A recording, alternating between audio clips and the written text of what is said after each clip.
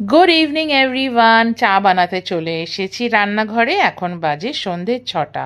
চায়ের সঙ্গে টাটা তো অতি অবশ্যই সবার ভালো লাগে। তো আজকে বানাচ্ছি বাদামের চাট, আর আমি রেডিমেড বাদাম সল্টেড পিনাটস ব্যবহার করছি। আর পেঁয়াজটা চপারে কেটে নিলাম। এই চপারেটা আমার খুব সুবিধা হয়, কারণ ওই আবার কাটো, আবার অনেক সময় কী হয় প্রত্যেকটা জিনিস সমান হয় না, তো চপারটা কিন্তু খুব ইজি লাগে আমার। আর চাট বানাতে মানে যেগুলো লাগে, কাঁচা লঙ্কা, ধনেপাতা, আমি অবশ্য একটু চাট মশলাও ব্যবহার করি, এতে না মানে বেশ একটা সুন্দর বেশ ট্যাঞ্জি একটা ফ্লেভার আসে। আর একটু লেবুর রস। চাও মোটামুটি আমার রেডি। জেনারেলি সন্ধেবেলাতে অনেক সময় আমি রোস্টেড মাখানা বা নানান ধরনের এই ক্র্যাকার্স, বিস্কিট, এগুলো কিছু না কিছু চায়ের সঙ্গে না হলে কিন্তু চাটা ঠিক জমে না। তোমাদের চায়ের সঙ্গে কী খেতে ভালো লাগে একটু জানিও।